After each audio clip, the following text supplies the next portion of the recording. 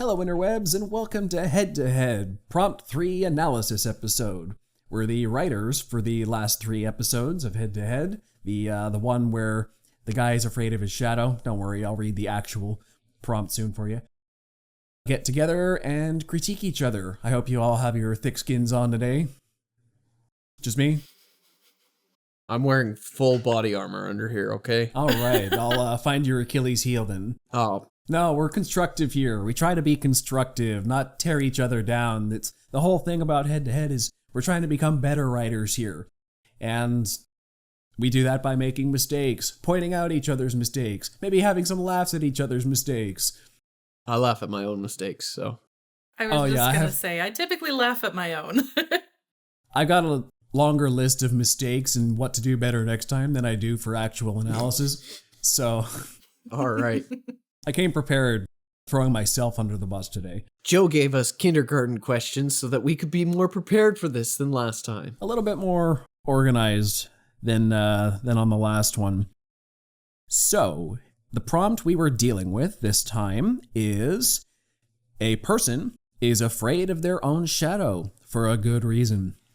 And just in case you're strange and starting with episode 4 in this set, this is full spoilers for all 3 stories. Just so you're aware. Unless you want all the analysis before you go into the stories. In which case, okay, I might be able to respect that. You want to know what everything's about. That's an interesting take. Yeah. Some people might do that. It is possible. So we are going to start with Jess's story, The Fear, because hers was the first story of this set. And on the kindergarten prompt list, what would the English teacher tell their class about your story? I don't know why we're picking on me first. What do you mean? Because your story's the first in the set. Yeah. It was your turn to go first. Like alphabetically, or just how the cookie crumbles. Yep. Okay. You're the first out. So what's the English teacher right. saying? I would say that, even as I was writing it, I was picturing what an English teacher would probably, eat up about my story, because I feel like it's pretty, textbook imagery, like an actual shadow. But is it a real shadow, or is it just, the darkness in his mind, but it's a real you know what I mean? I feel like an English teacher would just love diving into metaphors and all that, Certainly. There's, the whole psychological component to unpack there. Are the curtains blue? What's that mean? Yeah, exactly. Yeah. Yeah, pretty much. Is the shadow a metaphor? Is it literal? It's a literal shadow, but also maybe a little bit metaphorical. What about the lights? Are the lights a metaphor too? I mean, maybe. The lights are cutting through the darkness, but, then the darkness takes over. I don't know. There's lights a lot of different opposite takes, of right? shadow. Yep. Lights opposite of shadow, and I don't know, or does he just have superpowers and lights blow up around him? Yeah, that one. I like that interpretation. That was a thought at one point too. I definitely, after writing it, because that's the whole point of this thing, is you've got a set time limit, and whatever you write is what you got. But then, I'm sure you guys do this too, after the fact, I'm like, oh man. What if I did this, right? And that was something I had actually thought about, was ooh, the light bulbs are explode. There's so many different angles we could have gone with it, but that's okay. So I think to prod you a bit further, what was the shadow actually supposed to be? Because I understood at the end there, he had his childhood trauma. His dad called him a coward, scared of your own shadow, and that obviously developed a childhood trauma about his own sense of fear and being a scared person, too scared of the dark. So what was the shadow actually? Was it like a manifestation of that fear come to life supernaturally? Yeah, I was going to say... No, I would say, yeah, it's definitely up for interpretation, and that's kind of the whole point. Again, an English teacher would love it. But yeah, I feel like I was trying to kind of keep it open-ended, but for the most part, the shadow is supposed to be just kind of the darkness that gnaws at you, no matter how hard you try, because the whole thing is, he's pretty successful. He's got everything he could theoretically want, right? He's doing well in life in all the ways that count, but he still can't get rid of this darkness, right? So it's just kind of this like, I just made the shadow literal, but it's really supposed to just kind of personify, everybody's got their own little shadow, whether it's a little one or a big one. So I think in this story, it was a real thing. It wasn't just, him slipping into psychosis, but I mean, in reality, we've all got our shadow, right? For sure. So, which actors would you fan cast for the movie? Okay, so I wonder if you guys can picture this too. I feel like a Christian Bale kind of, like a Patrick Bateman kind of. Yeah, I was American about to say, I'm Psycho. picturing American Psycho.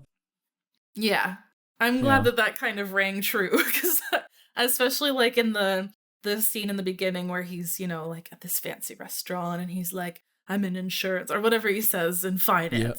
And it's just like, yeah, like, guy who's got a ton of money, doesn't know what to do with it, doesn't have a ton of like traditional social skills, if you want to say, and has got like a tortured past. Mm-hmm. Yeah, except he's actually in Patrick therapy Bateman. and he doesn't murder people. So that's so true. I mean, as far as we know, maybe. Yeah, we don't know what happened in that restaurant scene. That's true. That's true. Yeah, that is absolutely true.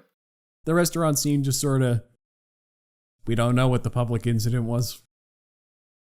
Yeah, that's so true. That's another thing. If given another opportunity, I would probably love to dive into that more. But we will get into that open-ended. bit later. But so with which elements of writing did you experiment in the creation of this story, if any? Yeah, I mean, I would say that, I don't know, like, I kind of played around with the actual sentence structure a little bit more this time. All right. Like, with him kind of actively, I don't want to say losing his mind. He didn't lose it, per se, but just kind of, like, using repetition in the imagery of, like, the really bright, blinding lights, you know what I mean? I tried to kind of pace the sentences so that they felt uncomfortable, so they felt kind of, like, erratic and, kind of built up that tension, so that was something a little bit new for me, I guess. Yeah, I mean, that is what we're trying to do here. We're trying to do new things. So, and I think you succeeded in creating an atmosphere, for sure. It was very,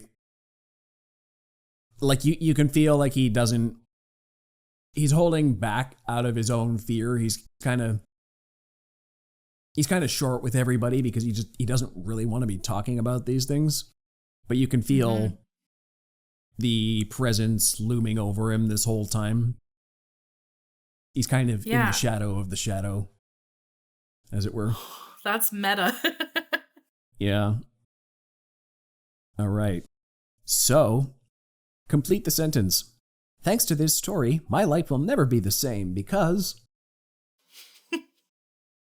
I would say that, well, first of all, it was a pretty big learning curve in general doing the actual, like, audio portion of it, but that's a whole other thing. I would say it was really talk interesting about the audio. to kind of... The audio, I mean, we're talking about the whole process, too. This is the first audiobook you've ever narrated, not just for Head to Head. Yeah, like ever, period. So yeah. That was, definitely something that has, I mean, literally changed my life. A really big learning curve there. But I would say in terms of the actual story too, I think it was just a great way to kind of, I don't know, like I don't usually write too dark. So it was a kind of fun opportunity to dive into a little bit of a darker side. And, there's a bit of a kind of, it's not gory by any means, but I would say violent ending, which is very different from anything I would typically put out into the public. So just kind of leaning into that darkness, the darkness, the shadow. That was pretty new for me. So I would say it's definitely opened my eyes to what I can do in terms of my storytelling. All right. So now the big one is, how will you do better next time?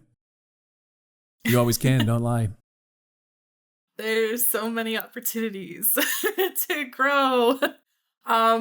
Once again, huge learning curve with the actual recording process. And that means like even just the physical getting things set up. That's so new for me. And sound quality and all that jazz. I think a big thing too though was the like recording of the story, and how do I tell the story effectively with the tone that I want but still keep the story moving? How do I give each of these characters hopefully some sort of distinctness, Yeah. distinct characteristics, if you want to say, right? Qualities, characteristics, yeah. Thank you. Yeah. Without, but still keeping it pretty genuine to myself, because ultimately it's my story. Mm-hmm. So yeah, just kind of finding that balance between acting out these characters that I've, created, but also telling the story effectively. So for next time, I think just kind of reading the material over and over and really getting a feel, and maybe reading it out loud a little bit more frequently would be helpful too, just to get a feel for how those lines might be read. Yeah, that's always been a part of my process as a writer, is even as I'm writing, I always read what I'm doing aloud. Mm-hmm. Just not because I expect it ever to be read aloud by anyone but me, but I find that helps with my prose style and making things flow well. Like, if I can say this out loud and feel more or less comfortable doing it, then it'll probably read better on the page. And also in this particular project, we're going to be narrating it for audiobook style anyway, so it definitely helps before you're even done writing to read this stuff aloud. Yeah, to give yourself absolutely. a familiarity to make it come off the page. Yeah, no, and that's definitely something that I've learned, and you described it perfectly. Moving forward, I think that's probably something I will do. I think that'll probably make my prose a little bit stronger too, like you said. You can Or, feel I the guess, my flow dialogue. out of your own mouth as you're saying it. You're like, oh, that doesn't sound right. I maybe should tweak this sentence or that, But Yeah, like when you're just reading absolutely. it, sometimes it doesn't, like in your own head, sometimes it's like, oh yeah, it looks perfectly fine. And then you try reading it out loud and it's like sometimes more awkward than you expect. You're like, Yeah. I should change the wording there. Yeah, I can't say definitely had that. that problem. Yeah. I'm going to throw Ryan under There the was- bus, but I'm throwing Ryan and you under the bus because multiple times when he's Oh. recording stuff you've written, I'm usually the one who's in his ear directing him for those things. And he complains so many times, like, why would Justin pick that word? Why would he write the sentence like this? Yeah, I Well- could see that. The one for A Blue Star Apart, it was the Rex McGinnis monologue Oh, yeah. in particular. I can't remember the exact sentence that tripped him up every single time. Oh, It was interplanetary travel. That was it. Rex McGinnis's Guide man. to Interplanetary. I can't even say it. See, 6-syllable words. You're throwing in 6-syllable words that need to be narrated. Wow. I'm a monster. That's just mean. That was That's a on perfect purpose. example, Yeah. dude. Maybe that's why Joe forced me to record my own this time. Welcome to the Rex McGinnis Guide for Interplanetary Travel. Wow. There's a whole lot of syllables. in Actually, there. it's the Guide to Health and Safety for Interplanetary Travel. It's not even. I'm your It's a host, Rex stupidly long McGinnis. line. Yeah. I would this is say why- my sentence like that was, I don't remember. I think it was in the beginning, like paragraph or two. It was sheepish smile. And I could Tongue not, I twister. kept saying sheepish smile.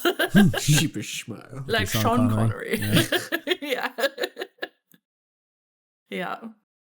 All right. So as far as the actual story itself, how do you Mhm. feel like you could have done this one better?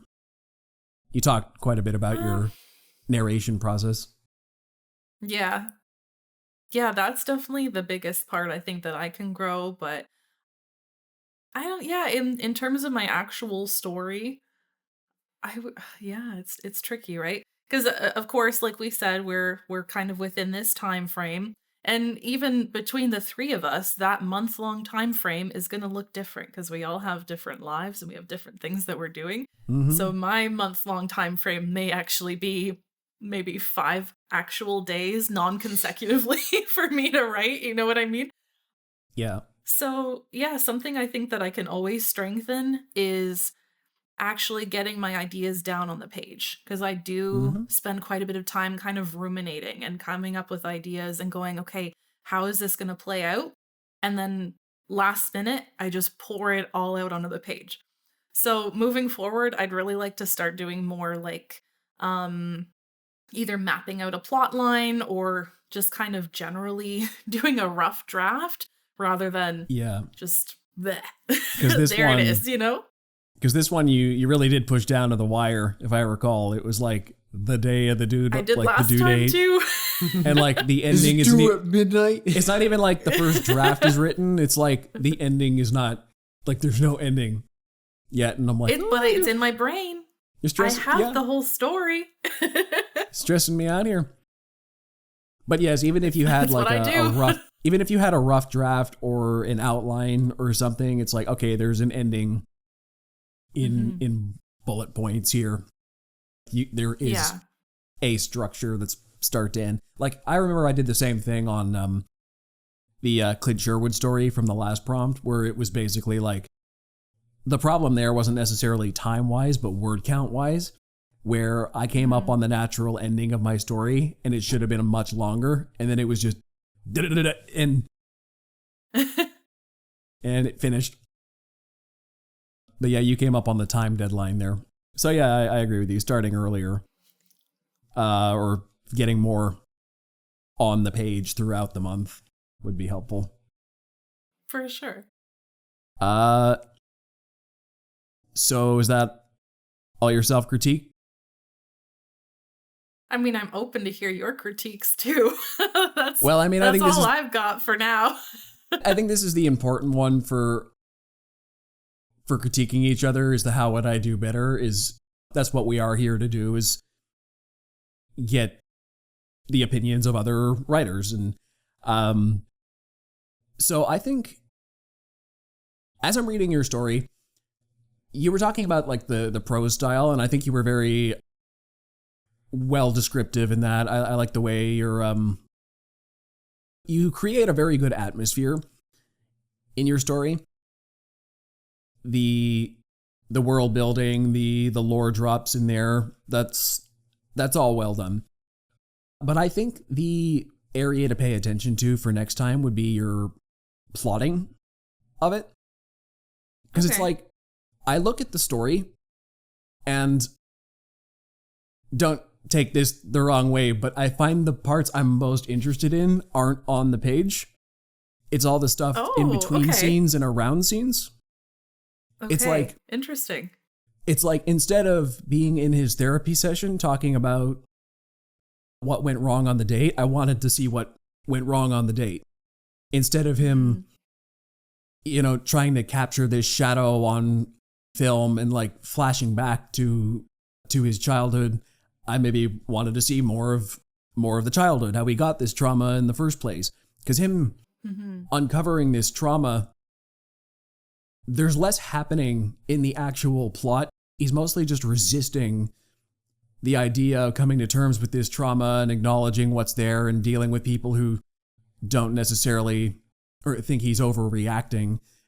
But the actual inciting of the trauma as a child, that's, that could have been a more active story, or things like the incident at the restaurant at his date, like just to see like the actual effects of it. It's like the story skips around, like there is a central conflict here, but it's like you skip over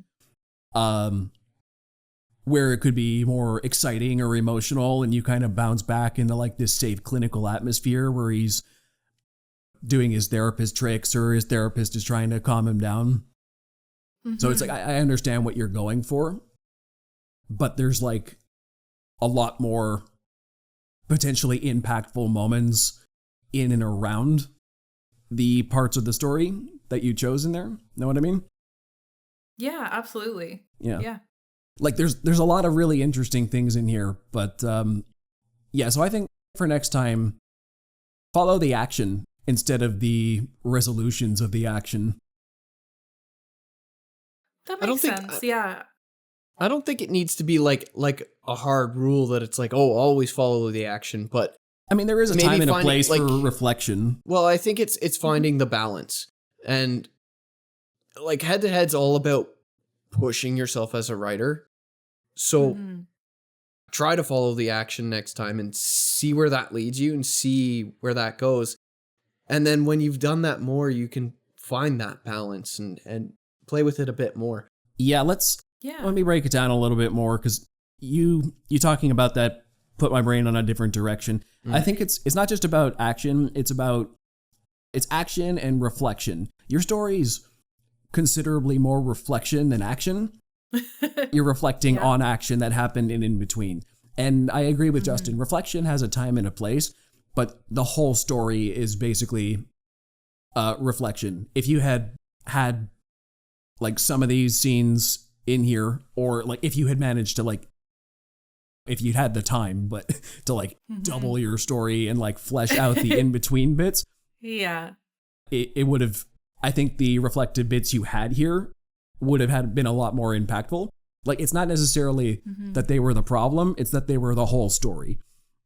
I think when I read it, I found myself hoping that in the therapy scene, that she would push and that we would see what happened at the date that actually went wrong. I liked that there was that suspense, that it cut away at the moment where it was like, okay, something big is happening, and then it cut away. So it was like, okay, it built that suspense. And then you keep going with the therapy scene, and I'm understanding more of the character. And I found myself hoping that I was going to get the resolution to that afterwards. Like, she was going to push him through, or even he might have had a reaction at the therapy scene and got more emotional, and that's when the truth came out or something. I don't know. Just kind of spitballing here. No, those are totally valid. To put the most positive spin on this possible, you left us wanting more. We wanted to see more of this world you created, and get more details and like see the scenes you set up very well. Thank you. If I can offer my perspective in response, I've been for sure. I wanted to hear you guys out. Yeah, I mean the time limit for sure. I as I explained, not necessarily due to my own, I didn't limit myself. There's always external factors. I would have loved to kind of flesh out that story a little bit more. Flesh. Yeah, like I could tell you had so much more in your brain than ended up on the page. Yeah. Yeah, 100%. Yeah. But that being said, I do kind of, and this is not like an argue, this is just, I'm thinking out loud in response. We're not going to fight, but we're going to argue. Maybe. Maybe. I think that I was kind of going for like really unsettling little kind of chunks, like little snapshots of what this vignettes. Guy's day-to-day might be. Yeah, that's a great way of putting it. So, and especially with the antagonist, if you want to say, is probably not real. It's probably in his own mind. So we're already limited to, what can we do with this apparent villain that nobody else can see except for him. So I did want it to be at least somewhat ambiguous, but I agree. If I had had a significant more time, I definitely would have, like you said, the scene at the end of the restaurant, like, okay, so what actually happened? I want to know too. I would love an opportunity to, and maybe in my own time now, I might end up going back and maybe even run it past you guys and kind of build it out a little bit more. But yeah, of course, with time constraints, it's tricky.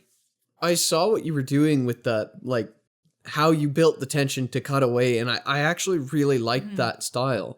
And I think it was just like, maybe you didn't even have to go back to the restaurant scene, but maybe we had to eventually see what his response actually is, like what the fear really is, like to see it really impact him a bit more. Yeah, there needed to be at least one scene where we see something very much go wrong. Because it's like you're building up tension, you cut it. Oh, you left us wanting more. You build up tension, you cut it, you left us wanting more. But then the very last scene of the story is still like, you built up tension, you had a lore drop, and then you still left us wanting more.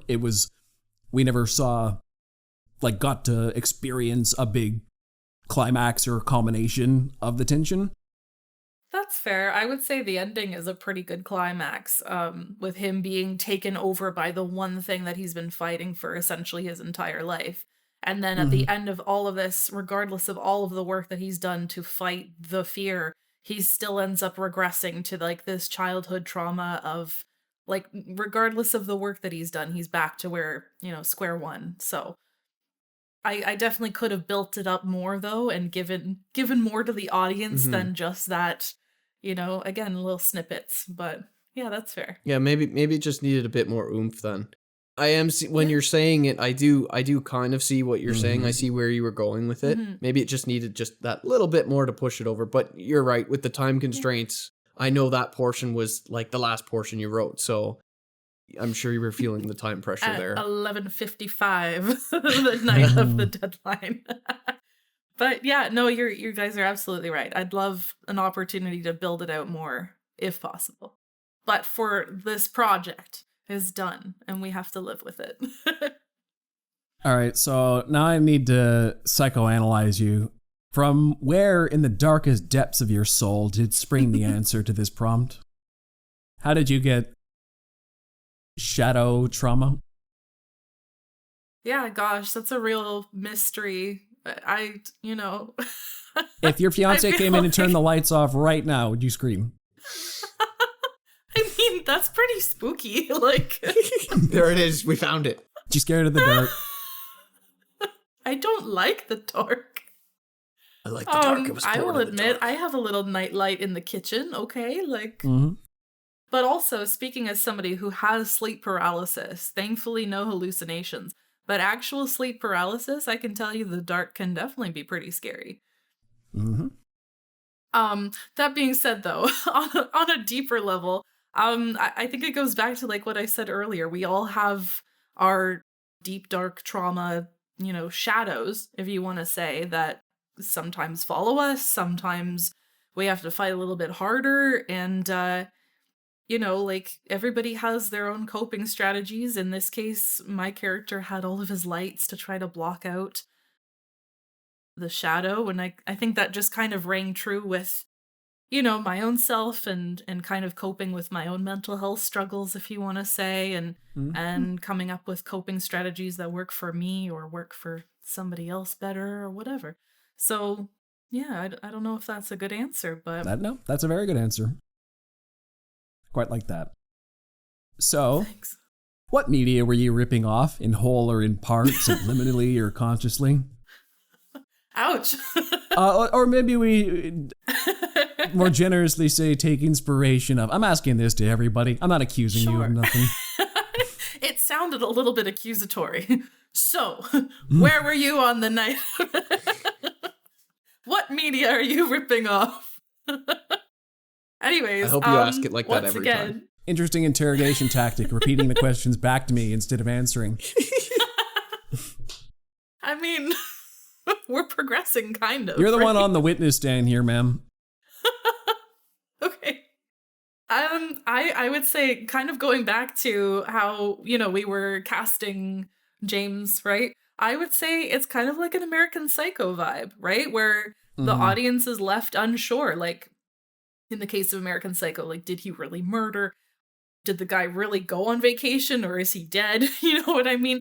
Is this a real physical shadow, or is it just his psyche? So I don't think I'm ripping off American Psycho. I think they're very distinct stories, but I would say the vibe of the protagonist is similar, and I could definitely see kind of parallels that way. Okay. Yep, that is that's a compelling one. So you did talk about this a bit already, but if you have any more to say about why did you pick that specific narration style and those specific voices for these characters in this audiobook in general? Yeah, I mean, it was definitely a big learning curve for me because, once again, like, how do you bring a character to life that, like, you've written as well? It's not like you have to kind of get it out of your head onto paper and then off of paper into, actual voice. So, like, it was just kind of tricky to find a balance between, once again, kind of doing the storytelling and making sure that story was clear and, actually acting out the characters. So I don't know how my actual voices were necessarily. I don't think I made them as distinct, but I think they were very well done. I think the one in particular that stands out is the mother. I love that character. She was very. It was. Yeah. That was very entertaining. That one in particular. It was fun. Yeah, I gave her like just a little bit of an accent. Jamie, baby, how are you? Like, now I definitely leaned into it. Oh. Now, personally, I think out of the three of us, you did the best narration this time. Yeah. Stop, really? No, yeah, not that it's a competition, but you won for narration this time. We were talking about it before. I'm like, no, it. Jess kind of nailed her narration. Yeah. You had the most distinct characters, the most personality. I think the first version of yours I heard was good, but I think you did even better on the take we used, where you kind of slowed down a bit. You let it breathe a little bit more. You had a perfect pace, rhythm going to your speech there, imbuing your characters with distinct personality, and especially the mom. So, thank you. I appreciate that. Yeah, I think very, very well narrated. I think we talked about this before, but I got to say it on camera. There was, when I read your story on paper, there's a break between the two scenes. When I listened to it, and I listen to audiobooks a lot, so it's not that I'm unfamiliar with listening to the audiobooks, but there was a break between the scenes, which, because you had your main character speaking to a female character on the date, and then you went to your male character speaking with his female therapist, there wasn't quite enough to break it up to realize that there was a scene change there that I found in audio. It just sort of blended through. So maybe next time work on more transitional phrases on paragraphs. Yeah, like I don't think it was even it's not the audio recording. It's more of a process for all of us to remember that, okay, how do you break up a different scene? If you're doing different scenes, how do you break that up? We are writing this to be read aloud. So sometimes things need to be repeated or cleared up a little bit more because... Assuming you can't see the page breaks between the paragraphs, how do I know this is a different scene? Without... basically, if you wanted to just say, new scene, have a scene head, like your last story had chapter headings. Is that an option? Well, I mean, your last story, the Matthew Pierce one, you had chapter headings in there, just for example. That's a good point. That, like something like that broke that story up. But this one, like Justin was saying, maybe a little harder to tell where one scene ends, the next starts. So that's an option as chapter headings if you feel that's not intrusive. The other thing I was thinking about is if we... this is something we could discuss later, but if we used like background sounds or something, like, because there was a very distinct restaurant scene and then there's like the quiet therapist scene. So we went, the scene transition would be a lot more obvious if the sound of because I know you were trying to do that hard cut between the two scenes, which was really important. Yeah. And the only way I can think to do it in audio without really messing with it, because I think a chapter heading would kind of ruin the flow, like what you were going for. Or if we had, like, I don't think I'm not putting this on the table, but if we had multiple voice actors per book, it would be a lot easier to be like, you're talking to one female character versus your therapist. Well, I think the easiest way would be to add background noise to scenes to liven it up a bit, because if you go from that little bit noisier, you've got the restaurant in the background, to a hard cut to a quiet, something has changed dramatically there, which especially when it's like, okay, this worked in writing but it didn't work in audio. Why didn't it work in audio? Well, maybe it's not the writing that's the problem, is maybe it's the audio that we need to do something different with what we have for basically everybody. The best I could think to do, whether it was clear or not, was to keep a couple seconds extra than usual. Most of the scene breaks that I saw on the page, it was like talking, pause for a beat, and then the talking starts back up again. Or for mine in particular, I, as an editor, tend to chop out as many breaths as possible. I don't like breathing on the recordings, but for mine, sorry, a lot of breathing. I like breathing. You like breathing. It means you're alive. I mean, it sounds natural, actually. It's good. But for me, I try to cut out as many breaths as I can, but I tended to leave the breaths in a little bit louder before my next scene started. It's a very subtle thing. So it's like a 2-second gap in a breath, but it's like I as an editor, I had to come up with little techniques like that just to differentiate. I mean, the writing did all the heavy lifting, but I tried to break it up how I could that way. Yeah. I think too, like when I was writing it, I definitely forgot the concept of, oh yeah, this is going to be read aloud at some point. So, and yeah, you're absolutely right in terms of, I mean, I have literal page breaks in between my kind of, sections. So visually it makes sense.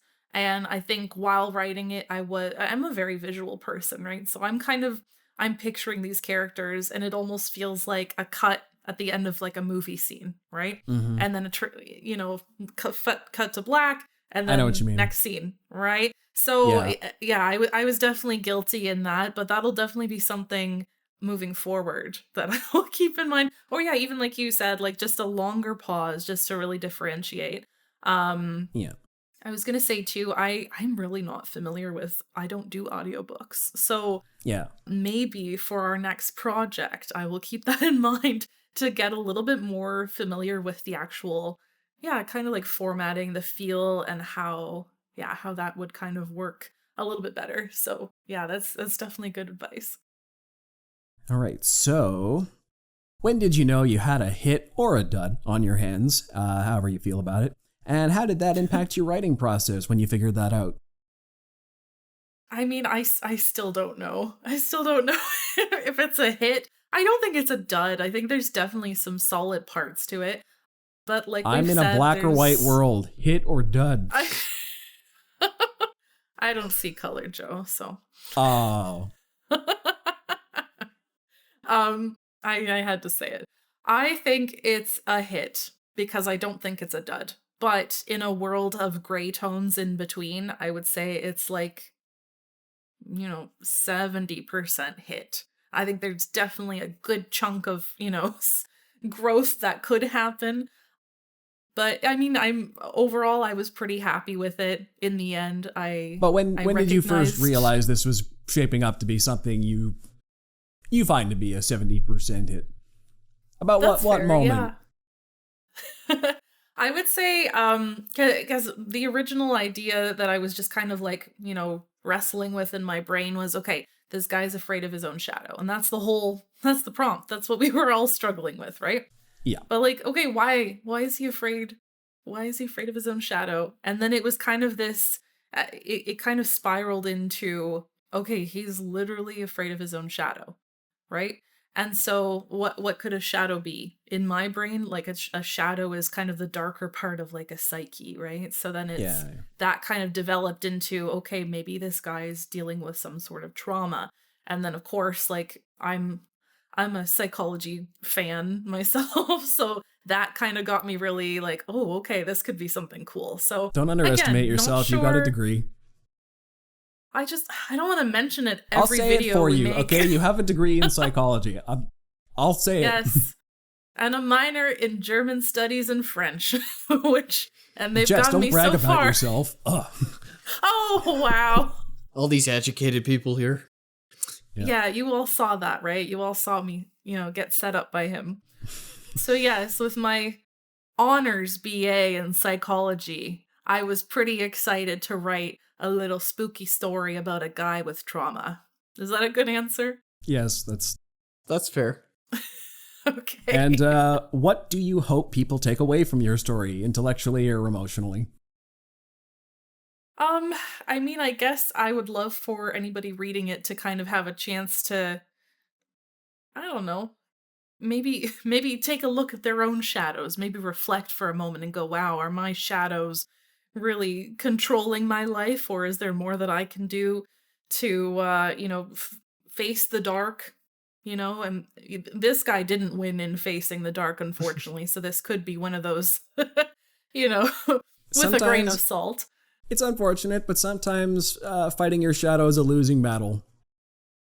I think. Absolutely, and I mean, that's something to reflect on too, right? Sometimes it's, sometimes you win, sometimes you don't. But you gotta try. I mean, I like to maintain the attitude that light will overcome dark, but, Yeah. we have to hope and try. Absolutely. So, with that is the fear. And now we move on to Justin's story. Oh. Space 3X. Oh, boy. The Final Frontier. These are the voyages of Commander Riley Steinberg. I was trying so hard not to say it. It's there. Man. Yes, some of my inspiration is bleeding through.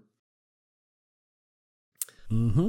So, what would the English teacher tell the class about your story? Well, I figured the way my story turned out, the English teacher would be telling her class that it's like, this story has been banned from being taught in schools across the world.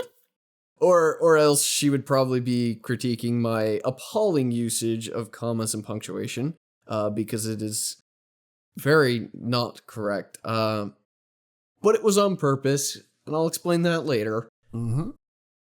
So what's gonna get it banned? The gender ambiguous lead and gay sex scene? Yeah, that'll do it. Well, I mean, not today, but eventually. No, it's in Republican states only. Yes, yeah, probably. Yeesh.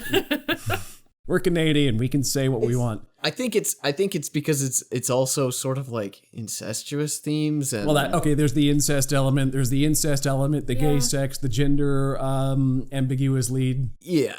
And there's don't forget the capitalism. Anti-capitalism things. Making fun of the dick rocket and the right. And a lot of talk about sex, including the specific line of "I am horny." Don't forget the conspiracy theories about the moon landing. Yes, and conspiracy theories about an American national moment. And mocking a national hero. Yes, mocking. Yes, and had a bit of everything in there. I picture, like, even if it didn't get banned, they would just be blacking out everything, right? But then it would just be like little words here and there because everything's terrible. Yeah. In my head, it was like, Armstrong has his speech and it's like, this is one small step for man, one giant leap for mankind. And there's just shocked and horrified children watching TV like, what was that, mommy? And they're like... And they edited too. Yeah, and then that's they had one small step for man, one giant leap for mankind. They had to silence his groans of pleasure. Oh, man. That's how they saved it. So I think for one thing, even your title's got deep meaning. Your title has a triple meaning from what you told me. Well, I'll tell you. It comes from what's his name? Elon Musk. He called his Tesla models S3, X, and Y. Real mature. Yeah, it's funny, actually. So I kind of took a little bit of inspiration for that, and I went with the Space 3X, and it's, like triple X. It was also just a reference to, like, SpaceX, too. Yes. Yeah, there was a lot of Elon Musk stuff going on here, so... It was a triple pun. It was a good start. A triple threat. Get it? There were layers, yeah. There were layers, like an onion. Yeah. Like an ogre. So there was also big themes of self-love in here. Yes, definitely self-love. Sorry. I think I got that later in our kindergarten questions. You got that later? Yeah. What would the English teacher say about ending the universe for love and lust? I have no idea. The English teacher would probably try to say it's a bad thing, but I tried to say it was a good thing, so... Riley let an anomaly go rampant, and this anomaly was only growing when she touched her... Well... self or shadow self, and they let it grow. Yeah, that was a critique you had early on, that it sort of made Riley really look like the bad guy, and I'm like, okay, that's why I kind of spun it for. I'll get more into that later, but just as a thematic component, that's there. Riley ended the universe. Yeah. For selfishness. I mean, sped it up after it kind of. For me, it was kind of like, you know, the exploration that they're like, okay, you know, she is exploring something unknown to man and stumbles into this thing that creates the anomaly in the first place. So that's not really their fault. Yep. It's everything after that that's sort of. Once they figured out what they were doing, yes, and kept doing it, yeah, and chose to keep doing, like, not just kept doing it, but went over to the dark side, went all the way back to their shadow's earth, and said, "I'm gonna keep doing this forever. I am gonna keep doing." Well, see, the thing is that's why I had the anomaly still growing. I had it. They caused it initially, but it was. Once it started, there was no stopping it, so it was continuing to grow without their intervention. Yeah. But they didn't slow things down. They did not help whatsoever by continuing to interact, which accelerated the growth. So yes, they are being kind of selfish, but at the same time on a mission this was part of the mission for the world, is the moon base, so yep. There's some selfishness there, but obviously Riley is very selfish, to say it in the least. I mean, the whole first issue of the book is, I really want to masturbate, but it's going to cost the U.S. government millions of dollars. Yes. At what cost? Literally millions of dollars. I love that Riley actually has the exact number. It's like the first line. Cost $22 million. The Armstrong incident cost. And how much would that inflate to by Riley's time? I don't know. A lot. Oh, man. I was actually blown away by doing the research and being like, how much do spacesuits cost? What? How much do spacesuit cleanings cost? I also don't know. A lot. I think you just dispose It's a special laundromat. So you threw your English teacher? Yeah. Which actors would you fan cast for the potential movie adaptation? Well, considering I only have the grand total of one character, I had to do 2 castings, surprisingly, because I challenged myself to write this gender neutral, so that, you know, Riley could either be a male or a female, however you want to read it. So for a female cast, I put in Gal Gadot. She's kind of got that strong military vibe to her that I kind of wanted for this character specifically. Or Henry Cavill, just because I was going for the kind of vain, like, look in the mirror, like, yeah, you know, I got that, yeah. Speaking of Patrick Bateman. That's, yeah. No kidding, right. yeah. I didn't even think about that. Man, I could see Riley doing that scene with the mirror. Probably. Yeah. Riley kind of does that when she sees her shadow. So I've never seen my ass from this angle, something like that. Yeah, there's a line like that. Yeah. Never been able to see it like that before. Yeah. Ooh. Nice. The curves. It's just what's the word? Objectifying themselves.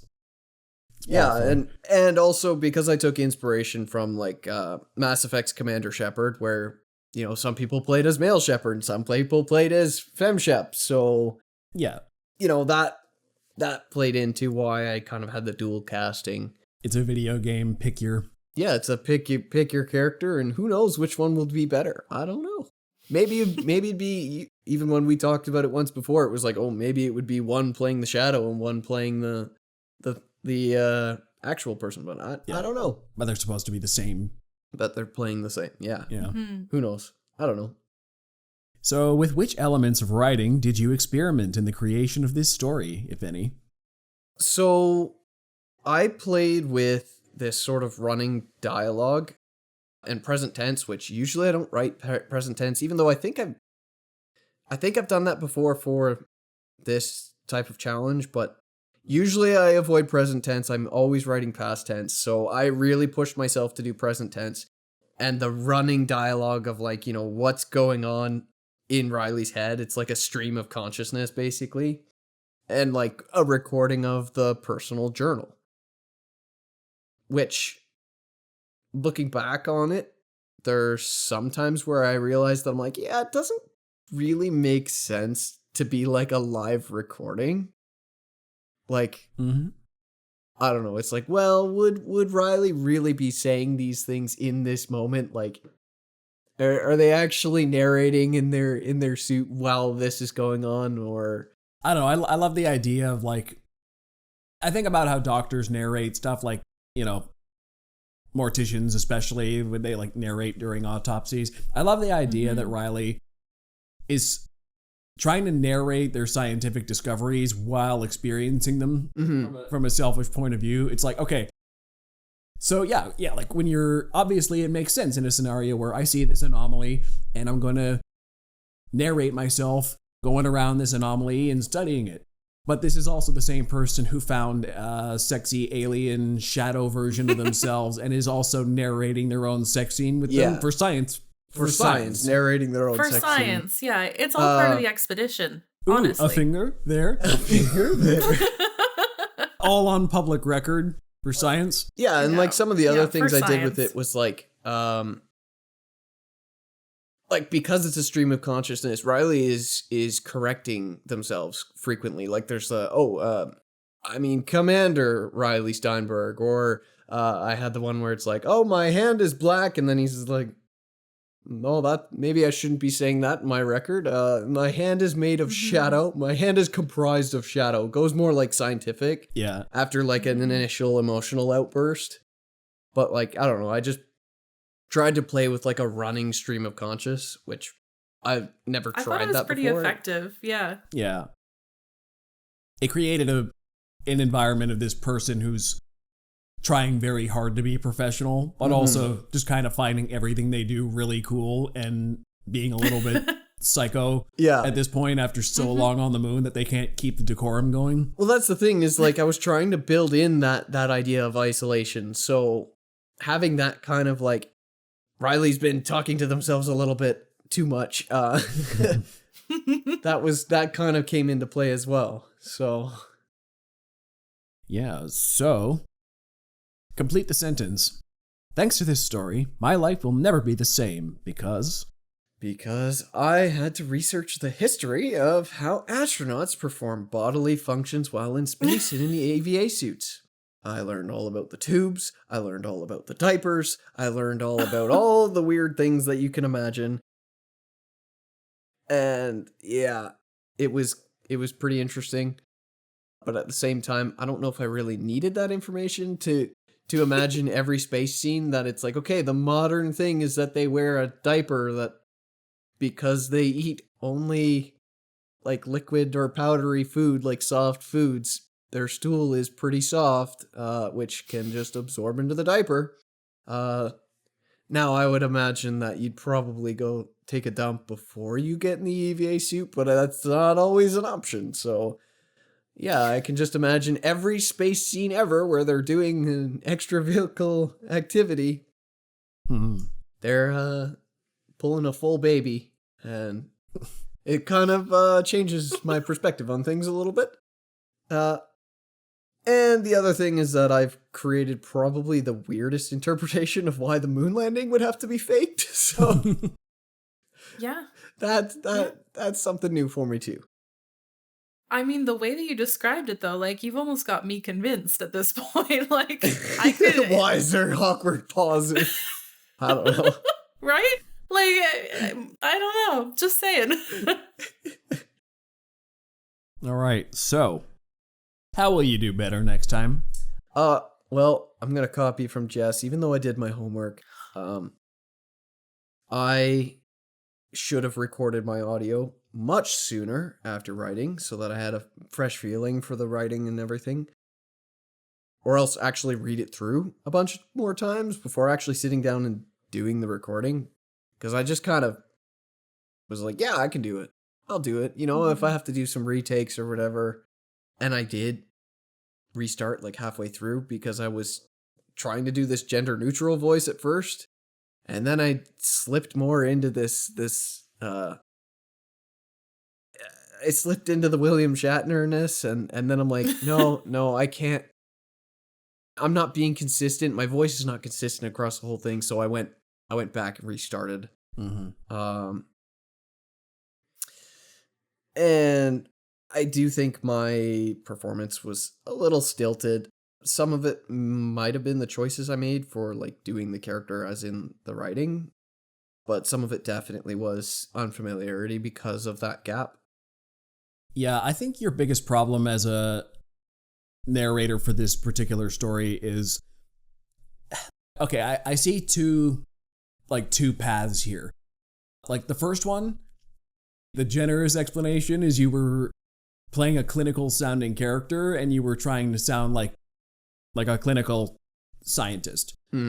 So like if it was a different story, I'm sure you would have narrated it differently, yeah. A little less wooden perhaps. But the other explanation is, so to me, when you're doing narration for audiobooks, there are a couple paths you need to keep in mind here. There is, you're just reading the words with as much enunciation and clarity as you possibly can. And then there's the acting component. There's the understanding what you're reading. You're voicing certain characters, so you need to basically be doing a full vocal performance. Your inflection, your emotionality, the tone you're trying to convey, switching between different characters situationally as well. I think you did the diction part of narration very well. You were very clear, your rhythm was good, but you weren't doing the acting part so much. You were reading the words, but I wasn't feeling the emotions because it was so cold. So that's the positive and the negatives. You spoke very well, but without emotion. Yeah, no, I definitely feel that, like, I was focused really hard on enunciating my words, making sure that I was, pronouncing clearly, and which you did successfully. Yeah. And for me, that's difficult because I do have a bit of a stutter that comes out sometimes, especially when I'm reading something aloud. And I told you, even at the time, if you had, if you had the time and the patience to do one more run through, I think it would have been considerably better. But these things take a lot of time, and you already spent more than enough time on it for what we are doing here. Like, I know my story was like a 40-minute story, and my throat is killing me by the end. Like, I'm not doing it again. Yeah. Like, I could have done it again, fair, but I didn't want to, so I don't blame you. But I do think you could have done better a second time, and I think you will do considerably better on the next prompt if you choose to read your own again. Yeah, I'm glad you didn't have to listen to my very first take that I restarted, because I was like, ooh, that was not good. So, from where in the darkest depths of your soul did spring the answer to this prompt? So the original concept that got me here was about Jerison Fjord, the actor who is so obsessed with his own self-image, he starts a relationship with his own shadow. Which, obviously, when I say that, you can kind of imagine how it pivoted to this story. It's probably prompted by my internal thoughts that I'm like, oh yeah, lots of actors and stuff, people in general become so full of themselves that they have an obsession with their own image or their own self. So yeah, I sort of kind of played on that aspect as a light mockery of conceited people. Yeah, it's like a hyperbole, basically. Yeah, I'm pushing it pretty far. Satire. Yeah. Comic satire. So, what media were you ripping off? In whole or in part, subliminally or consciously? Yeah, What media? Sorry. Yeah, you heard it. Put me under the interrogation. Shine the light in my face. Can you like punch me a couple times first? This will make me spit it out easier. You're too far away. Oh. You're without arm's reach. I did go into this with a pretty solid idea of what I wanted to do. My two biggest inspirations was I really wanted to go, when I thought about the shadow idea, I really wanted to go with like a Junji Ito feel, specifically like the Enigma of Amigara Fault. I don't know if you guys have heard that. It's like a mountain slices in half and all these people are like, there's a hole that's meant for me. And it's really disturbing. Junji Ito is like a manga creator, and it's not outright horrific, but it's deeply disturbing to think about. It's just, there's something about it that's really creepy. So I wanted to go with that. There's a void on the moon and a shadow replica of me on the dark side. Yes. Mm-hmm. I wanted it to have that oddly disturbing feeling. It's just creepy. I could see that. Yeah. And the other big inspiration I had was there's this, I should have looked it up beforehand, but there's a short story about a guy who loses his shadow, and his shadow actually goes and lives a separate life and actually becomes more successful, and the guy turns into his own shadow. So it's Peter Pan, right? Didn't he lose his own shadow? Who? Peter Pan. And then he has to like stitch the shadow. I'm just being silly. This one's like, it's not the same weirder. At all. I can imagine. Please, yeah, it's a pretty famous short story. Pan, okay. Yeah. I haven't experienced Peter Pan in so long, I forget all the details of that story. Okay. I'm for the audience listening / watching, it's a back thing. Me up. I swear.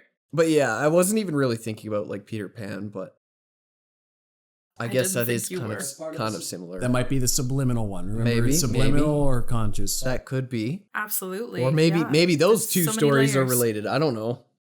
Possibly. Who knows? I don't actually know How the timing. How many stories are there that involve like a shadow and detaching oneself from one shadow, or in your case, getting way too into their own shadow? Yeah. But yeah, so I did go for the disturbing feeling with the Junji Ito inspiration, and the other story also was really weird because he turns into like a raisin basically, and his shadow is like the real person in the end. Weird. So, but eventually I pushed that more into the oddity of the anomaly because I found the scientific curiosity and the loneliness aspect worked better between the shadow. So originally the shadow world on the opposite side was supposed to be creepy, and it sort of is, but I pushed away from that when they finally reached together and pushed that creepiness into the anomaly, kind of this weirdness. But I also pulled a lot of inspiration for my character specifically. Obviously, I said Mass Effect's Commander Shepard. And I also tossed in a healthy dose of William Shatner's Captain Kirk. So you've got that was necessary. Two characters. Yeah. But you got two characters known for getting around with all the aliens and crewmates out there, and then just take those, combine them, and trap them by themselves, and they're just so sexually frustrated. So that's where I got my character from. Yeah, let's have William Shatner meet Chris Pine, meet what's the guy's name from Paul? Dang it, the guy from Strange New Worlds. I'm forgetting his name now, but he's the three Captain Kirks.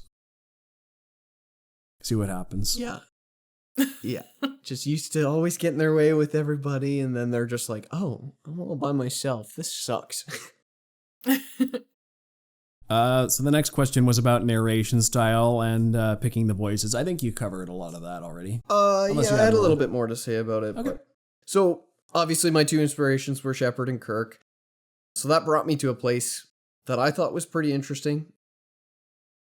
But also, it had a lot to do with the punctuation that I used, because I wrote it in that stilted kind of William Shatner way.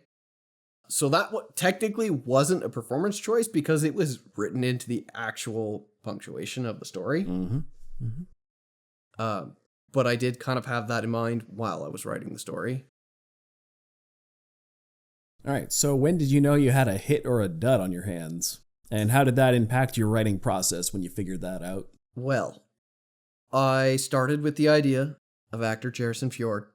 And then, while thinking about that idea, I stumbled on a funny line he was going to use frequently as like his excuse why he was like caught doing stuff on set or whatever. And it was like, what, you think Armstrong never masturbated on the moon? And the more I thought about this line, like I thought it was so funny. And I'm like, the more I thought about it, that was more amusing to me than the whole rest of the concept. So I'm like, I pivoted towards that. I'm like, yeah, I'm going to do a sexually frustrated astronaut on the moon, foiled by the laws that were put in place after Armstrong.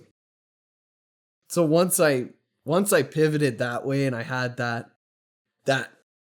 idea of the Armstrong incident and this sexually frustrated astronaut, I had a really good feeling about it and just kept rolling with it. Like got into like the Elon Musk jokes and the dick rockets and Bezos! Bezos! I was having way too much fun at that point, so I kind of... And it was clear. I had a lot of fun writing it, so... Yeah. I kind of knew it was going to go decently well. Well, just evidenced by this discussion here, I think yours is the most quotable.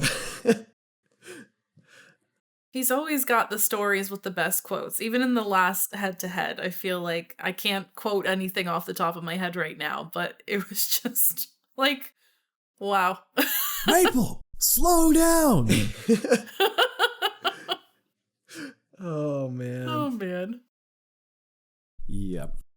So, what do you hope people take away from your story, intellectually or emotionally? Don't be so obsessed with yourself. In the end, these two characters became different anyways.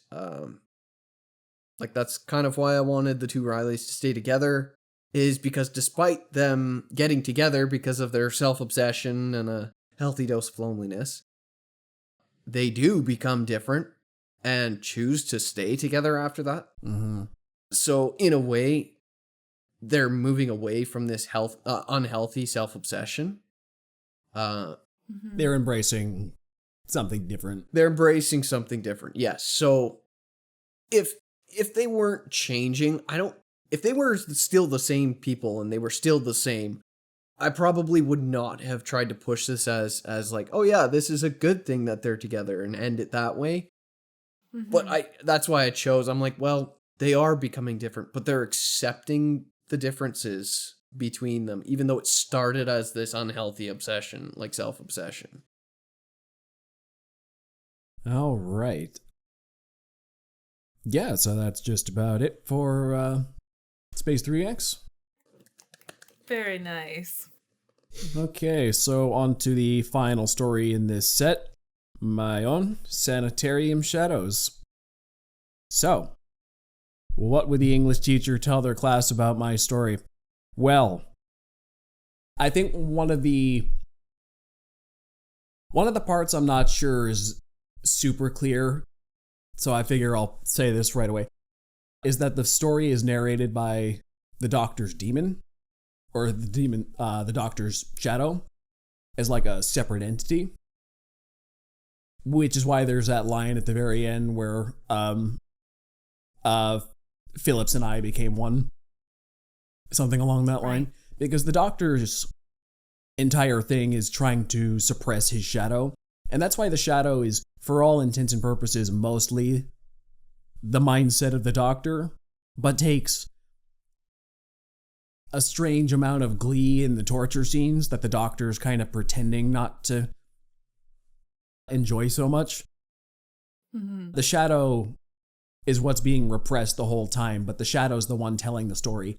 Which is why you never really see things from Morrison's perspective. Every scene in the story is something Phillips could have overheard or was physically there for. Right. It seemed like a third-person narrator, but was really in Phillips's mind from his perspective. Do you think that leaves room as well for like a little bit of unreliability? Potentially.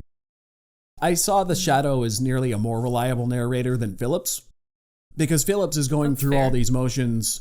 He's torturing this guy, acting like he's doing it for a greater good, but the Shadow knows he's doing it because he enjoys it. So what the character himself will tell you is different than what the narrator... I feel like the narrator is the most reliable character in the story, in a way. Right. But he's, like, trapped in a body that's denying him. Mm-hmm. But part of the reason I did that is I was trying to be a little bit meta with this story. Going in, the audience is going to know already that the story is a guy who's scared of his own shadow for a good reason. And most of this story, you're probably wondering when that comes into play. Because you're like, okay, well, the guy who has an issue with his shadow doesn't seem that scared of it. And the doctor who's trying to prompt this metaphorical evil shadow out of him also doesn't seem that scared. So where's the guy who's scared of his own shadow for a good reason? You're like, okay, so maybe the good reason is the guy who's got shadow problems is a serial killer. But once again, he doesn't seem that scared. So where is it coming into play? Well, the ending is the twist of the doctor was the one who was scared of his own shadow for a good reason, because he was doing all this torture and repressing all these darkest aspects of himself and telling himself a narrative about who he is and why he's doing what he's doing. He's saying he's doing it to find the root cause of human immorality so he can destroy it. But the Shadow knows that he just does these things because he enjoys it and is trying to justify it as part of the greater good. And so really, the doctor is the one who's scared of his own shadow, and all the events of the story are him trying to eliminate that fear through scientific experimentation. So it's like a magic trick. You go into the story with the prompt, you're looking one direction, but I'm really doing something different, and it's not till the end where I'm like, ha, I made you look the wrong way the entire time. I was actually, like you just described it perfectly. I was like, this, at least the way that you're describing it with like the misdirection very much reads to me like The Prestige almost. Yes. Where you are so set. I'm sure you both know this film. It's fantastic. It's my 5th favorite film of all time.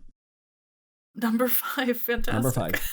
So, yeah, it's just this idea of, the audience, we trust that we know what's going on, and there's something about shadows and blah, blah, blah. And then, like you said, there's just that, there you go, misdirection. Yeah, because once again, the audience is going into these, being told by me as the narrator of these head-to-head forwards and afterwards what the prompt is and what all these stories are about. They know the connecting thread. And this is the 3rd story in the set. You know by now that it's about a guy who's scared of his own shadow, and you're kind of wondering why it's not that. Until it is. So the English teacher also might say, this is perhaps an obvious point, but the light represents being exposed. It's the shadow is being forced out of the body by exposure to light. Because Phillips's whole dogma is about people in the dark are more likely to misbehave because they feel like, well, whatever natural spirit is inside them that causes mischief, the light exorcises it. It's, but in a more real, less fantastical point of view, when you feel like you can be seen, you're more likely to not do bad things. It's easier to be bad in the dark, basically. Yeah. So, which actors would you fan cast for the movie? I'm not quite there yet. Not quite there yet. Okay. I have a lot of English teacher analysis. I'm trying to make it so you don't have to ask yourself the questions because I want to interrogate you. Okay, you I was gotta be wondering that grilled too. this time. I don't know if you guys also caught the latent homosexual energy in here. No, it's there. It's there. I saw it. Maybe just a tad. There's a whole There's a whole layer of no, it's not very subtle actually. Well, I'll go through some of them.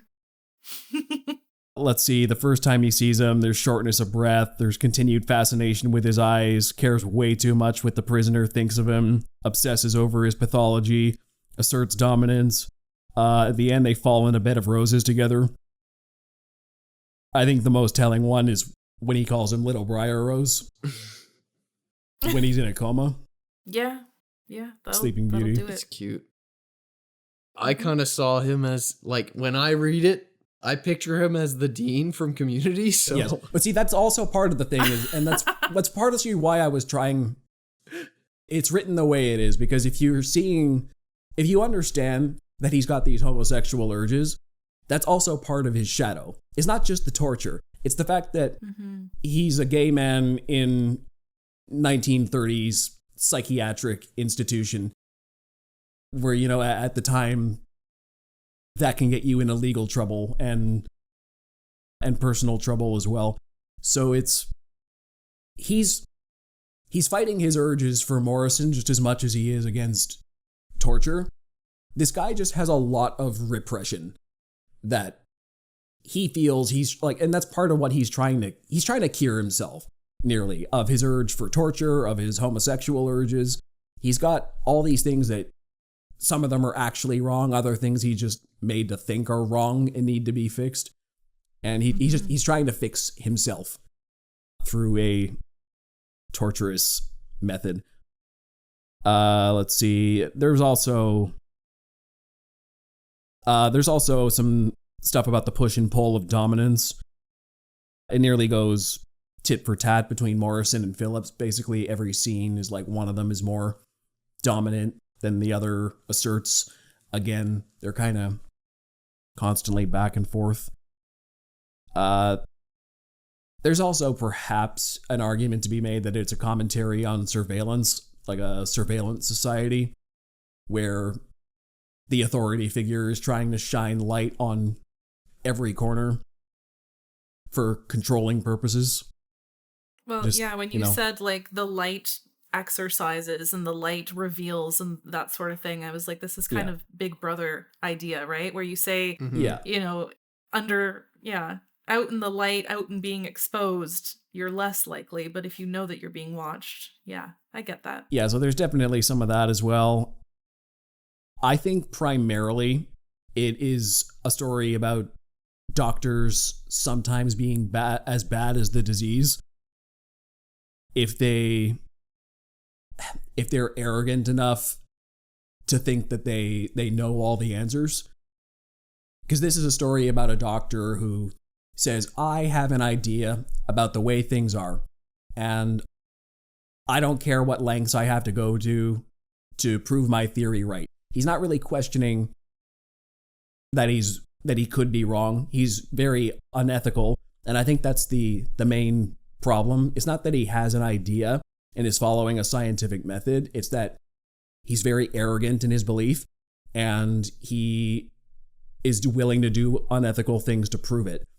And the reason I chose a character like Morrison, who has a light sensitivity, that wasn't really a diagnosed medical issue in the 1930s. All the stuff I did with Morrison, like the reactions he has to light, that's not just like fantasy. Those are real, like the hives he breaks into and the redness of his skin and the vomiting, the nausea, like everything he experiences is what people with real photosensitivity have.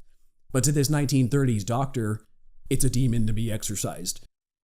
Because he just doesn't have the scientific tools yet to know that this is a disease. It just hasn't been proven in the scientific community as a disease. So he's using his quack theories and treating a person with a real illness, which we could treat now with his 1930s science, and causing more harm because he doesn't know what he's doing. But he's walking into this situation so arrogantly. And that's really the main idea I have with it. That's my takeaway, is it's science is great, but if you practice it unethically, you can do more harm than good. To add to that too, it's kind of like a confirmation bias, right? Because if he believes wholeheartedly and he's got this like obsession to be not only like it's not to help, like you said, it's purely just to be proven correct, then of course he's going to see this guy who has this sensitivity, right? And of course it's going to be confirming his own bias. So then that just feeds into the obsession, right? And that was part of the character's problem before, is that he never really had a good... He's like, oh, well, the shadows exist within people and they get excised. But this guy, he's a serial killer and he's got this light sensitivity. So his spirit must be so evil. Like this guy's got to be the worst of the worst. No wonder the light reacts with him so strongly. He's got such a strong demon. The demon can't even stand a little bit of light. So this is the guy I have to run experiments on. He's the proof.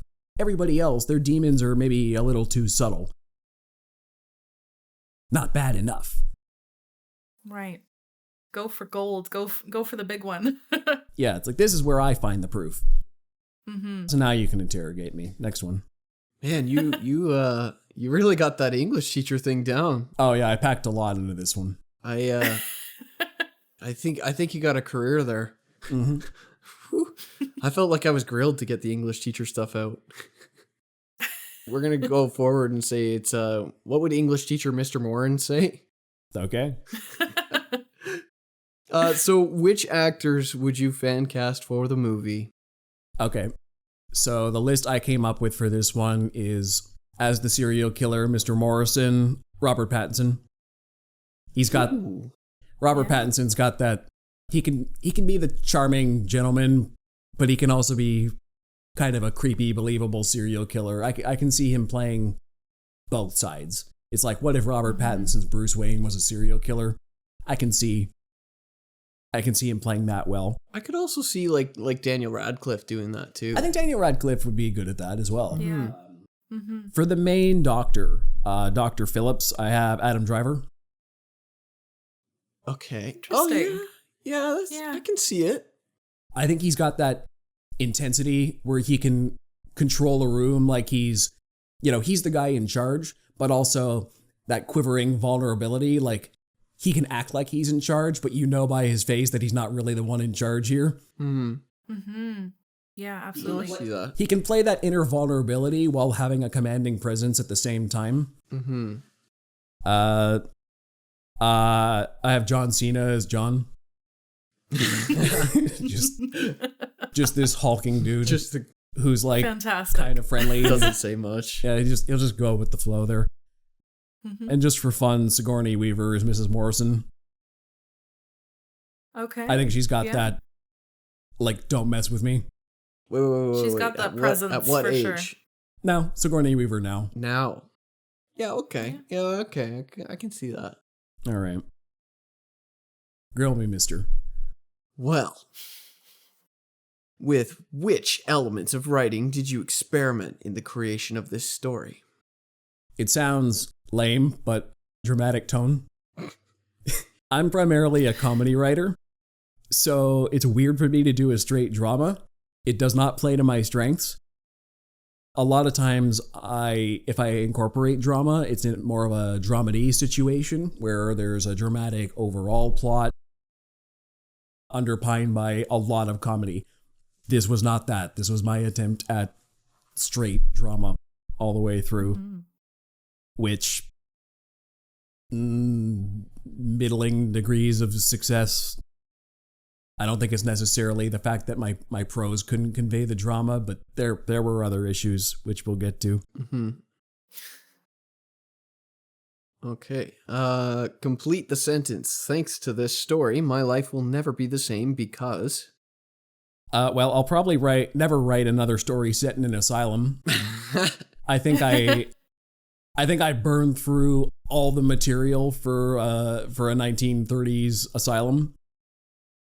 Yeah, pretty much. I had to do a lot of research into this. I had to figure out what basically the entire history of asylum care. Like, a lot of it stretching back from like the 1800s up through modern times, but specifically what asylum care was like in the United States in the 1930s. And a lot of the practices and technology that would have been contemporary, like there was that scene where he clasps onto the electric fence, I'm like, okay, so the electric fence was not in use as an asylum, as a prison device, but they did have electric fences, very new, on like cattle farms and the like. So I'm like, this forward-thinking doctor put an electric fence in his facility. You could do that. Around the time my story was set, electroconvulsive therapy, I read, was basically a brand new experimental technology in Italy around that time. It wasn't in the United States at the time my story is set. When I'm, once again, this enterprising doctor, maybe he's been to conferences worldwide, could have seen this technology, could implement it in the dingy basement for his unethical experiments. It did potentially exist around that time, but just not. So you're sort of cheating your timeline a little I'm sort bit. of cheating, but it was contemporary. Mm-hmm. Plus or minus a couple it's years. Stretching it, but I don't think it feels unrealistic. No. Based on the world building that you did, I felt it very much rang true. I was like, yeah, this. Yeah. And like you said, it was kind of like the doctor was, contemporary. He was maybe thinking outside the box. Maybe it was a little unorthodox, but at the same time, I'm like, yeah, this guy would definitely do that. Yeah, and also technologies like the carbon arc lamp, it seems like science fiction, of like this lamp that's as bright as the sun and could light an entire room. They exist. Mm-hmm. They were used on film sets to basically do night for day shots. They shot at night and basically could create daylight with these lamps. Very bad for you because they had like UVA, UVB radiation. That's partially why Morrison got cataracts too, because the doctor didn't know what he was messing with, really. But like the carbon arc lamp, that was real. Even things like the medical castration for dangerous criminals, or by medical castration by the state. That was a thing in US states in the 1930s. I believe it's still legal in some states, but it was more, or it was up to maybe the 21st century. A lot longer than you would expect. But in the 1930s, when he performed the vasectomy, that could have easily been a practice that would have been legal in many states at the time. So a lot of the stuff he did was unethical by today's standards and standards of the time, but some of it was, like that one specifically, was just medical practice in some cases. So I learned a lot about these things. We always learn so much when we do these projects, eh? Yes. Yes, we do. So, how will you do better next time? Well, this is a list. Uh-oh. Okay. Oh boy, hold on. Okay. So, you're the one who kind of put me onto this, and I agreed with you at the time that the right way, quote unquote, to do this story would have been to change the perspective to Morrison's. Mm-hmm. But my problem was that would have been less interesting for this prompt. It was like patient scared of his own shadow or the doctor scared of his own shadow. I was trying to be meta and clever and do the thing where it was the doctor who was scared of his own shadow, and that was manifesting through all these things that he was doing. Because of this prompt specifically, I was trying to go for something clever instead of perhaps siding with the more sympathetic party in this instance. Not that this alleged serial killer, that's the only way I could make him sympathetic, was not even confirming 100% whether he was a serial killer. There was, he's basically dancing around it, like, but he's not admitting it. There's a lot of weird things like, oh, well, like homeless guys got killed when, like on the days he escaped, but it wasn't his MO. Was it?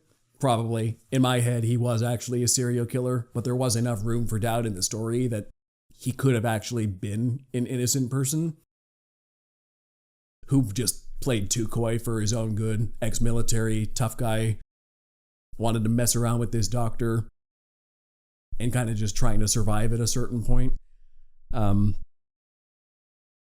Another point that you put me onto before was the characterization of Morrison and Phillips perhaps being too similar in energy, not contrasting enough for dynamic scenes. which I say there's a lot, but we will get to that in the narration section. I think it came across worse in narration than it did on the page for that reason, but it was also root problem on the page. Mm-hmm.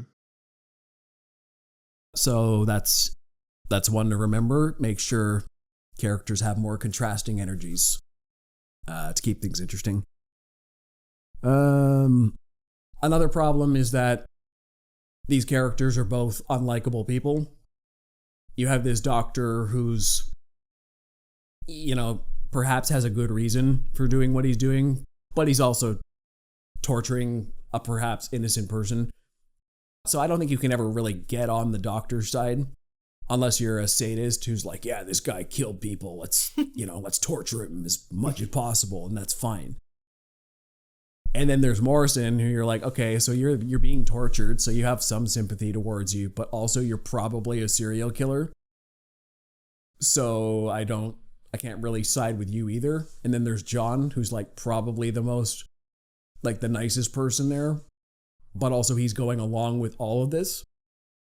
He's like holding Morrison down during the vasectomy. He's strapping him to the chair, manhandling him. Yeah. Mrs. Morrison is barely in it, but she could be, right? Like, if her son is innocent, she's the most moral, or else she's just a really rich lady trying to exercise influence to get her guilty son out of prison. Mm-hmm. So, like, she's not that likable either. So, like, none of the characters are really anybody you can root for, which I kind of knew going in, but, went with anyway.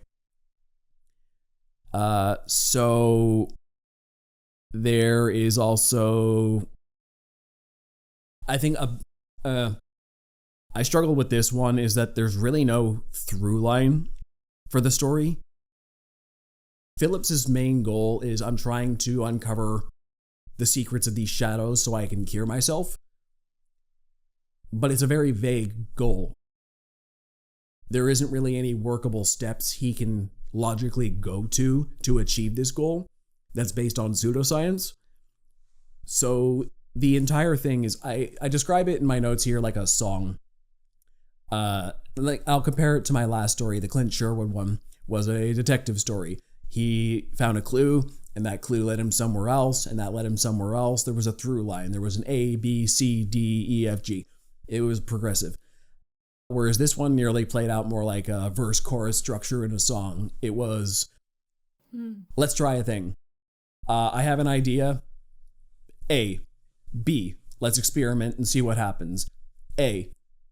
Have another idea. B. Let's experiment and see what happens. It was A, B, A, B, A, B, and then the climax is like C. It's like a bridge section. Changes it up just a little bit, which led to it feeling more repetitive than I wanted. It was like hypothesis, torture, hypothesis, torture, hypothesis, torture, escape. Hypothesis, torture, climax.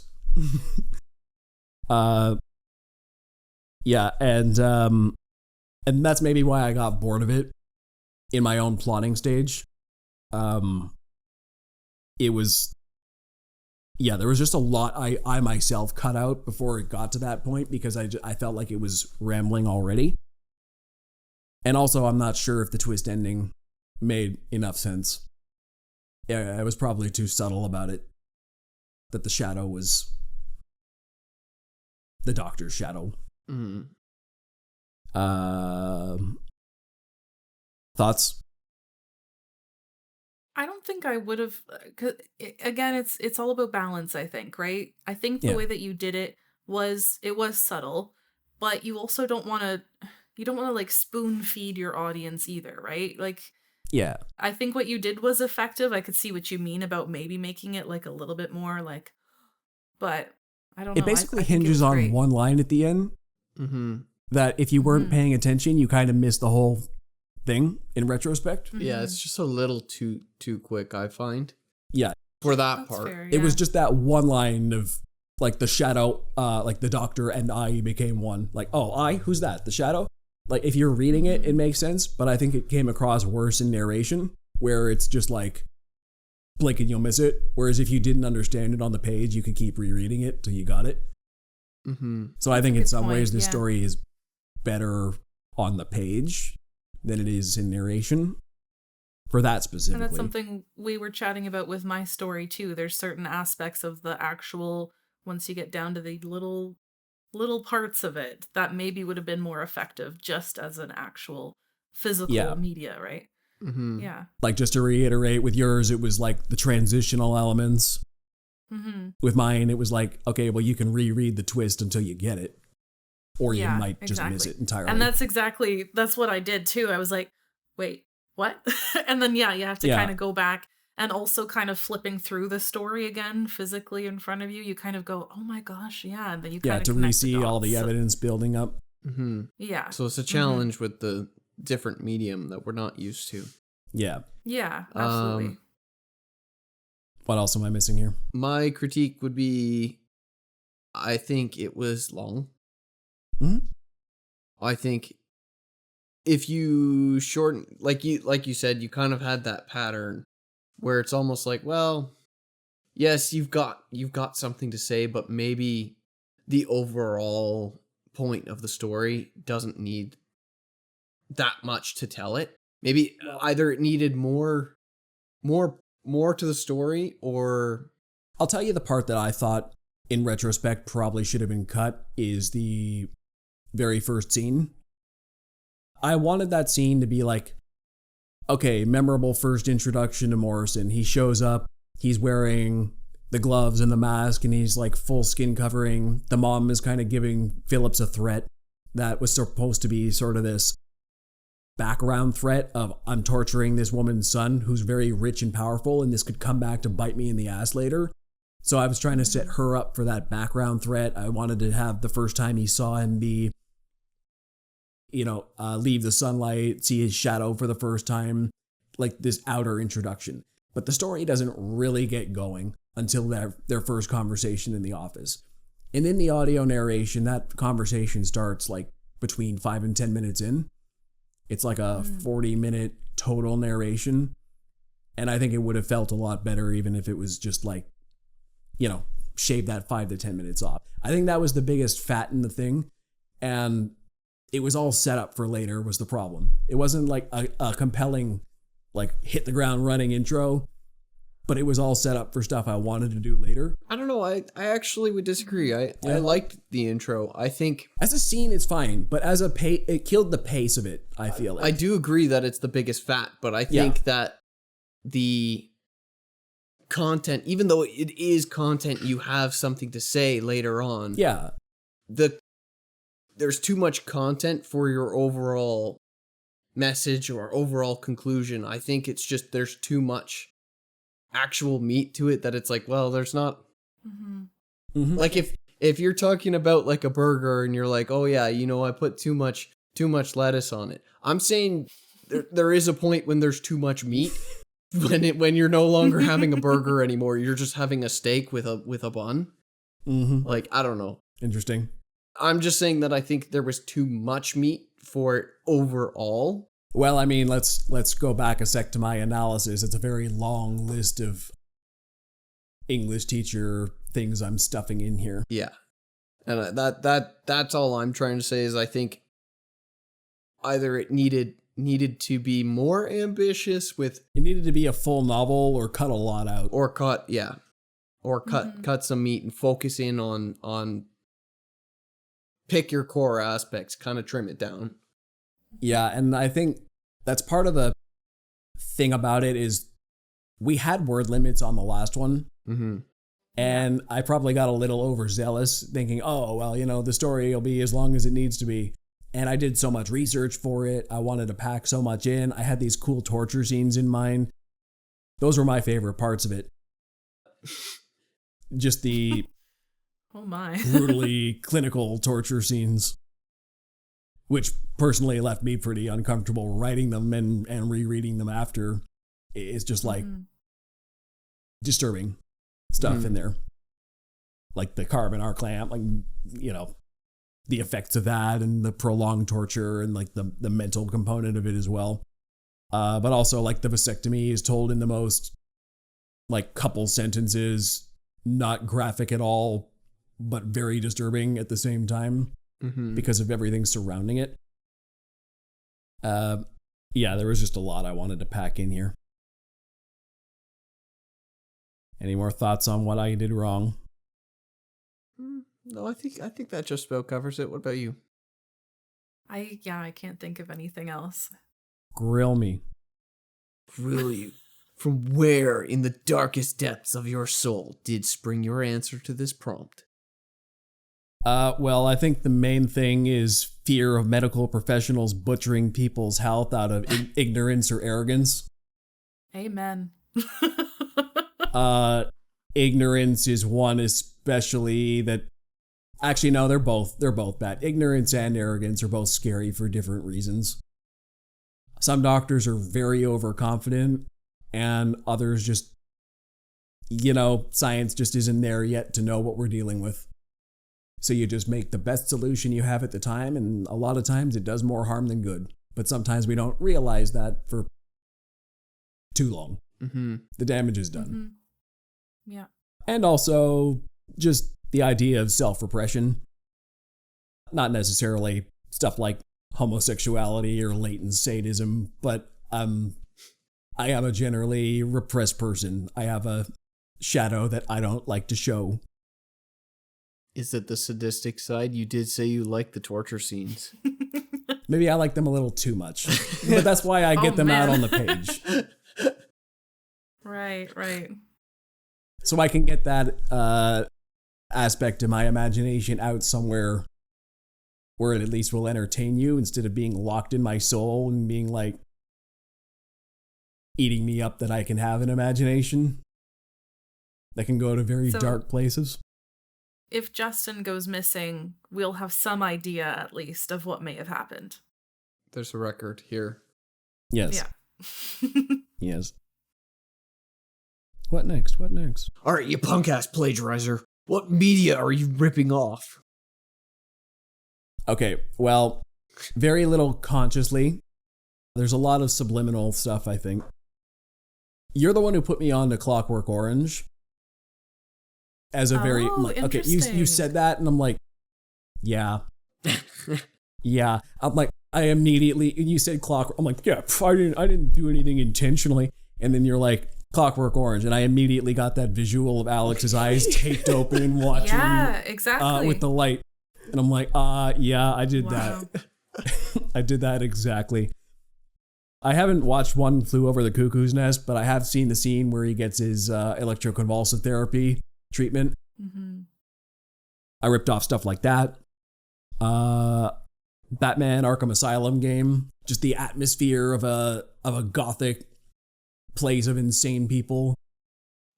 Just kind of spooky and like, where the doctors are infamously harmful. There, like 1930s Frankenstein movie, mad scientists conducting unethical experiments. That's what I was thinking. That sort of deal. Jack the Ripper story for just like gory gruesomeness. Serial killer atmosphere. The Shadow radio show I listened to a lot. The 1940s one. Very gothic, suspenseful atmosphere in that as well. That kind of stuff. Yeah, May I throw an option out there that nobody has said so far and it's driving me crazy? Sure. Shutter Island? Would that not Shutter be? Island. Oh, I'm sure that's in there. that's yeah. I see it. Yep. That's one that had like not less. Yeah, not identical by any means, but just that vibe of just something is off here, Yeah, that's one of those ones that had less impact on me specifically in like a conscious way, but now that you say it, I'm like, yes, there's an asylum here and it ain't quite right. Yeah, no, absolutely. So that's probably in there subliminally for sure. What next? Well, why did you pick that narration style and those voices? So, my line of reasoning for this was because I was going for gothic horror. like I said, like the 1930s Frankenstein, the Shadow radio show. I was kind of going for a transatlantic sort of vibe where I'm imagine like old Hollywood actors doing their narration style. If this were to be done as like a 1940s black and white movie or something, imagine actors in that vein doing that. That's what I was going for. I could definitely see that. Yeah. That was effectively done, I think. Yeah. I think the issue, I maybe went a little too reserved with it. I was trying to go for more subtle emotions, like, okay, it's the 1930s and, you know, we're not necessarily comfortable being too emotional in public, but it is there. It's just more under the surface, a little quiver of the voice or forcefulness creeping through here and there, but it is more this transatlantic, reserved, too cool for school sort of vibe until actual emotion peeks through once in a while. Personally, I think I made boring choices. That's what I'll come down to in my own mind, is I think I could have done it in a more interesting way. Another pass would have been good, but it was too long and my throat hurt and I just didn't want it. It's not bad. It's just at worst a little boring as a narration style. Specifically, as you said, when the characters don't have contrasting energies. Mm-hmm. Mm-hmm. Oh yeah, there was also the fact that Phillips, I had to work hard on this one. Phillips uses contractions and Morrison doesn't. I messed up in the script multiple times where I had to remove contractions because I'm like, Morrison doesn't use contractions. He everything he says is does not, will not. So it was a vocal thing there. Oh, and John wasn't speaking because in the story he didn't need to speak, but also I didn't want to voice a third character.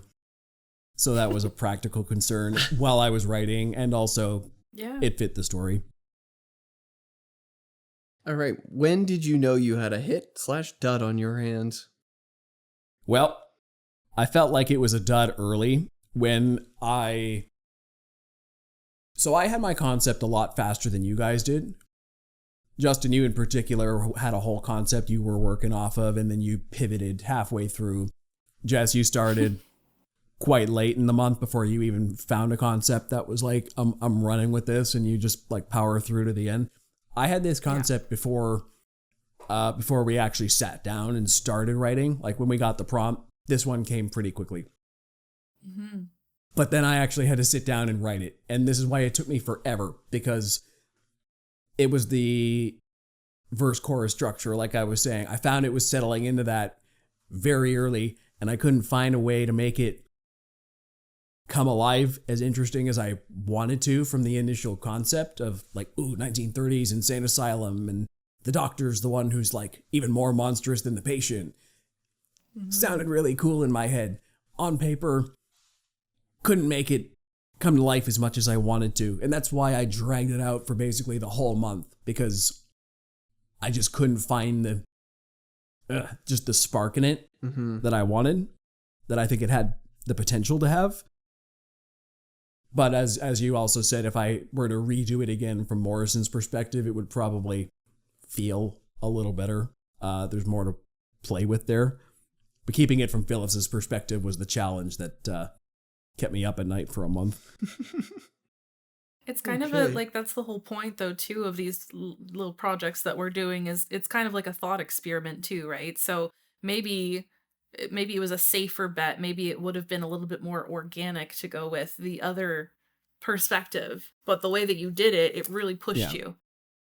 Now, in terms of the actual writing, I think I wrote it pretty well. I think that the torture scenes came off as clinically vile and disturbing as I wanted them to. I appreciate the atmosphere of it. I like how my research was incorporated into it. I think I did a lot of good things on like a sentence by sentence, paragraph by paragraph structure here, but the overall plot didn't come out as I wanted.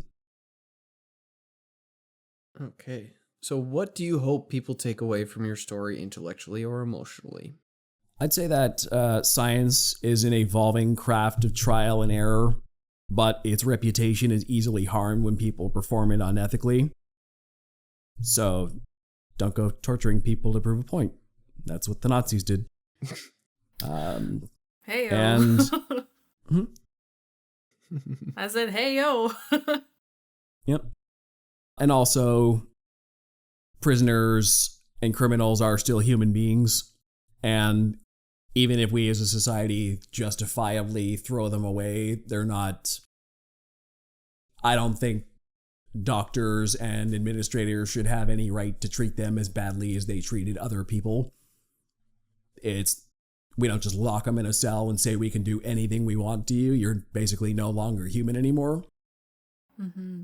It's like these are still people, and you don't have a moral high ground if you treat them that badly. So it's like, are you the moral person, or are you just as bad as they are but have authority to be like it? Yeah, very true. Yeah. So, any final thoughts on this story or any of the others?